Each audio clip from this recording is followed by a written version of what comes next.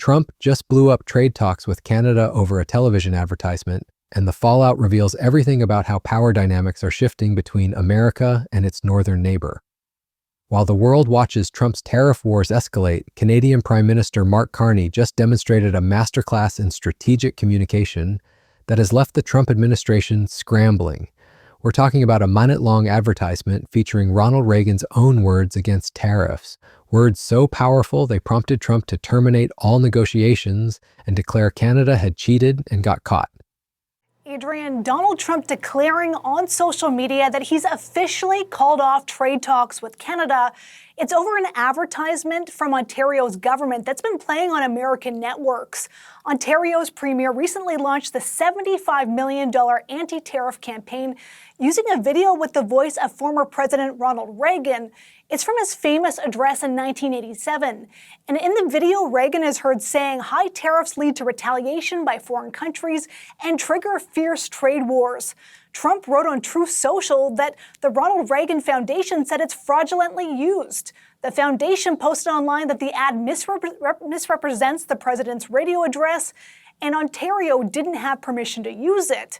Trump also went on to write how important he says tariffs are to his country's economy and said, quote, based on their egregious behavior, all trade negotiations with Canada are hereby terminated. But this isn't just about one ad. It's about a fundamental realignment happening between two of the world's longest-standing allies, and how a former central banker turned prime minister is rewriting the rules of international trade diplomacy. So what exactly happened, and why did a simple television commercial cause such an explosive reaction from the most powerful man in America? To understand this seismic moment, we need to rewind to how we got here. Mark Carney isn't your typical politician. Born in Canada's Northwest Territories and raised in Edmonton, he's a Harvard-educated economist who spent decades navigating the highest levels of international finance. He served as governor of the Bank of Canada during the 2008 financial crisis, then became the first non-Briton to lead the Bank of England from 2013 to 2020. When Justin Trudeau announced his resignation in January 2025, Carney emerged from the political shadows to win the Liberal Party leadership by an overwhelming margin, 85.9% of the vote. But here's what makes his rise so remarkable. He became prime minister without ever holding elected office, taking power just as Canada faced its greatest economic challenge in decades. That challenge has a name: Donald Trump. Since taking office for his second term, Trump has imposed a crushing 35% tariff on most Canadian goods, along with targeted penalties on steel, aluminum, and automotive exports that have hit Canada's economy like a sledgehammer. 3/4 of Canadian exports go to the United States, making Canada uniquely vulnerable to Trump's trade war tactics. But Trump didn't stop at economic pressure. He's repeatedly suggested Canada should become America's 51st state, turning what should be diplomatic negotiations into a public humiliation campaign. For any other leader, this might have been overwhelming. For Carney, it became an opportunity. Carney understood something that many politicians miss. In the modern media age, the battle for public opinion is often more important than backroom negotiations. That's where Ontario Premier Doug Ford comes in. Ford, a populist conservative who doesn't belong to Carney's Liberal Party, decided to take the fight directly to American audiences. His government spent 75 million Canadian dollars on a sophisticated advertising campaign designed to run across multiple American television networks, including during the World Series. The centerpiece was a minute-long ad featuring audio from Ronald Reagan's April 1987 radio address about free trade. The ad was devastatingly simple and effective. Over images of the New York Stock Exchange and cranes adorned with both American and Canadian flags, Reagan's voice delivered a message that cut to the heart of Trump's tariff policy. Start the day's other headlines in Canada. Ontario Premier Doug Ford says his province is pulling a TV ad that had led President Trump to pause all trade negotiations with Canada. At issue was the ad's argument against U.S. tariffs. But over the long run, such trade barriers hurt every American worker and consumer. The ad features parts of a 1987 radio address by former President Ronald Reagan, but it leaves out the fact that Reagan was speaking after he himself had imposed tariffs. President Trump fired back, writing this morning that Canada cheated and got caught. Today, Prime Minister Mark Carney said Canada can't control U.S. trade policy, but he hopes negotiations can resume. We stand ready to pick up on that progress and build on that progress when the Americans are ready to have those discussions, because it will be for the benefit of workers in the United States, workers in Canada, and families in both of our countries. Before the uproar over the TV ad, Carney had said he aims to double his country's exports to countries other than the U.S. because of President Trump's tariffs. The advertisement featured Reagan explaining, when someone says, "Let's impose tariffs on foreign imports," it looks like they're doing the patriotic thing by protecting American products and jobs. And sometimes, for a short while, it works, but only for a short time. Over the long run, such trade barriers hurt every American, worker, and consumer. High tariffs inevitably lead to retaliation by foreign countries and the triggering of fierce trade, wars. Markets shrink and collapse, businesses and industries shut down, and millions of people lose their jobs. The genius of this approach wasn't just using Reagan's words, it was using them against a Republican president who claims Reagan's legacy. Trump has consistently portrayed himself as Reagan's heir, making tariffs central to his economic nationalism. But here was Reagan himself, in his own voice, systematically dismantling every argument Trump has made for his trade war. The ad wasn't attacking Trump directly, it was letting America's conservative icon do the work. For Trump, this represented something far more dangerous than typical diplomatic criticism. This was ideological warfare using his own party's most revered figure. Trump's reaction was swift and explosive. On his Truth Social platform, he wrote, "The Ronald Reagan Foundation has just announced that Canada has fraudulently used an advertisement, which is fake, featuring Ronald Reagan speaking negatively about tariffs." He added, "They only did this to interfere with the decision of the U.S. Supreme Court and other courts." Then came the nuclear option. Based on their egregious behavior, all trade negotiations with Canada are hereby terminated. The next morning, he continued his tirade. Canada cheated and got caught. The intensity of Trump's response revealed just how effectively the ad had hit its target. But Trump's claims of fraud fell apart under scrutiny. The Ronald Reagan Foundation did issue a statement saying the ad misrepresented Reagan's remarks and used selective audio and video. However, they also provided a link to Reagan's full, unedited speech, which actually contained even stronger anti-tariff language than what appeared in the ad. The foundation's description listed the speech as unrestricted in both access and use. Ford's government pointed out they had used unedited excerpts and had done nothing wrong. The fraud Trump claimed simply didn't exist. Instead, what emerged was a pattern we've seen repeatedly. Trump attacking inconvenient truths by labeling them fake, even when the evidence is overwhelming. What makes this moment so significant isn't just the immediate diplomatic fallout, it's how it reveals the shifting power dynamics between the United States and Canada. For decades, Canada has been the junior partner in this relationship, often forced to accept American demands to maintain access to U.S. markets. But Carney is rewriting that script. Rather than begging for Trump's approval, he's demonstrating that Canada has options and leverage that previous governments never fully utilized. His response to Trump's tantrum was measured and strategic. We can't control the trade policy of the United States. We recognize that policy has fundamentally changed from the 1980s, 1990s, the 2000s.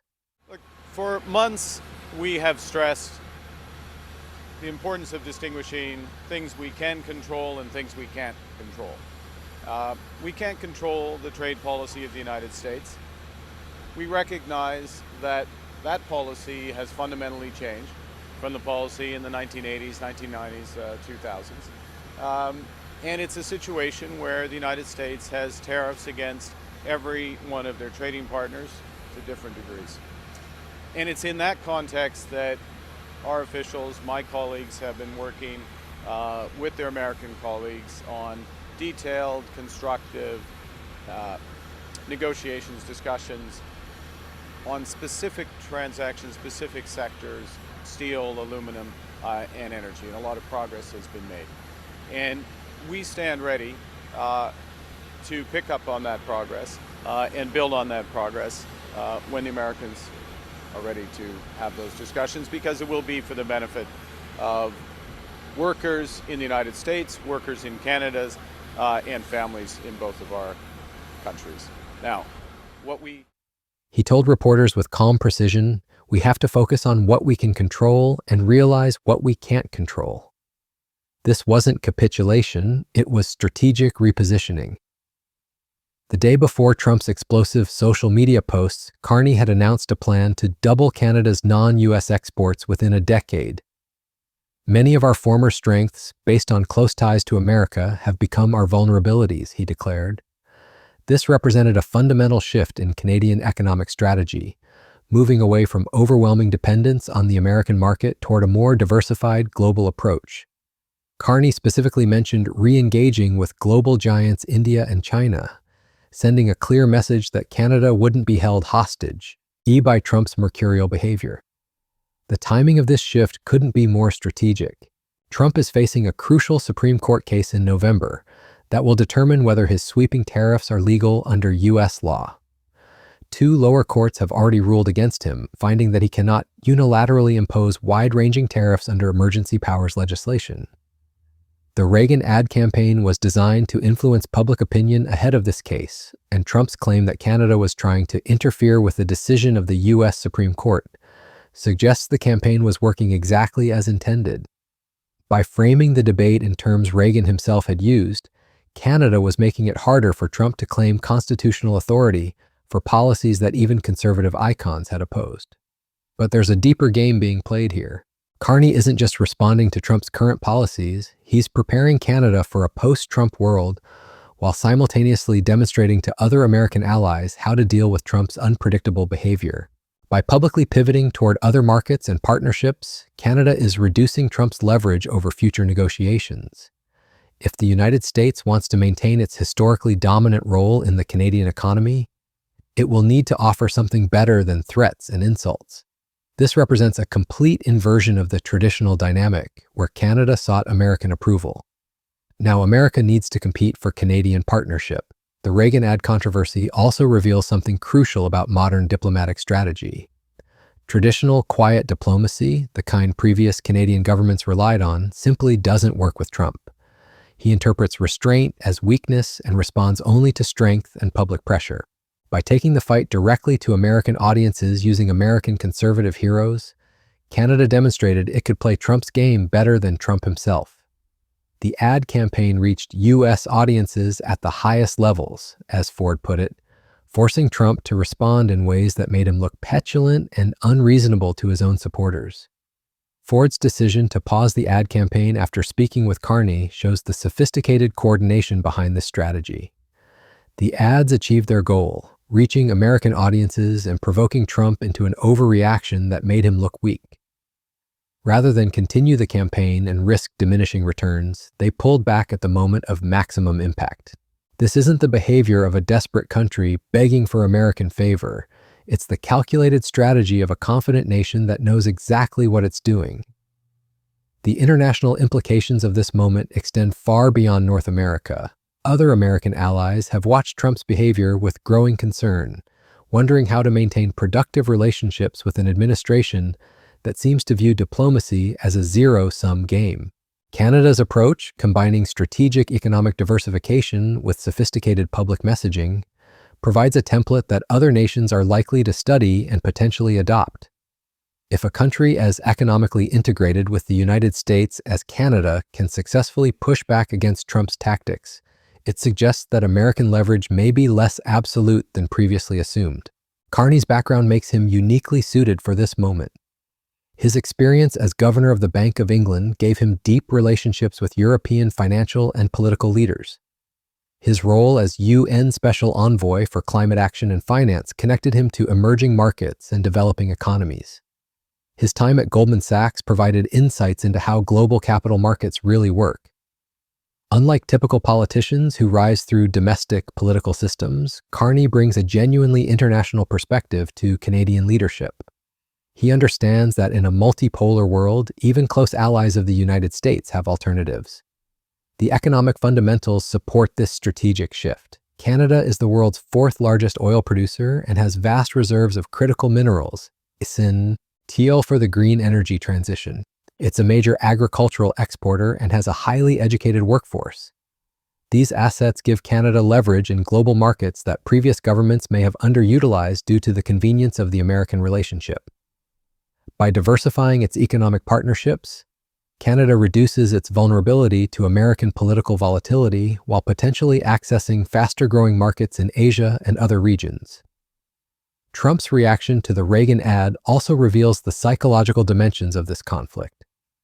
For Trump, the ad represented more than policy disagreement. It challenged his carefully constructed political identity. Trump has built his brand around the idea that he's implementing Reagan's vision for America, making Reagan's explicit opposition to Trump's signature policy personally threatening. The fact that Canada could use Reagan more effectively than Trump himself suggests a level of strategic sophistication that clearly caught the Trump administration off guard. The Supreme Court case looming in November adds another layer of complexity to this situation. If the court rules against Trump's tariff authority, it would vindicate Canada's strategy and potentially force a complete recalibration of U.S.-Canada trade relations. If the court upholds Trump's authority, it could escalate the trade war to new levels. Either way, Canada's diversification strategy provides insurance against American policy volatility that previous governments lacked. Looking ahead, this moment marks a potential turning point in North American relations. The era of automatic Canadian deference to American preferences may be ending, replaced by a more transactional relationship where both countries need to compete for each other's partnership. For Canada, this represents an opportunity to leverage its natural resources, strategic location, and international relationships in ways that maximize national interests rather than simply maintaining the status quo. The Reagan ad controversy will be remembered as the moment when Canada stopped asking for American permission and started asserting Canadian interests. By using America's own conservative icon against Trump's policies, Canada demonstrated that it could compete in the arena of ideas as effectively as any global power. Trump's explosive reaction only amplified the message, making Canada's strategic pivot look measured and reasonable by comparison. This is what modern diplomacy looks like in an age of social media and political theater. Traditional backroom negotiations still matter, but public opinion campaigns can be equally important in shaping outcomes.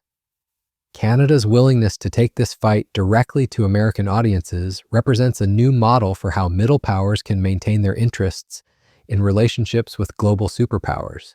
Rather than accepting subordinate status, they can use superior strategy and messaging to level the playing field. The ultimate irony of this situation is that Trump's own behavior may be accelerating the very outcome he claims to oppose: reduced American influence over its allies. By treating Canada as a subordinate rather than a partner, Trump is pushing Canada toward the kind of strategic independence that will make future American influence more difficult to maintain.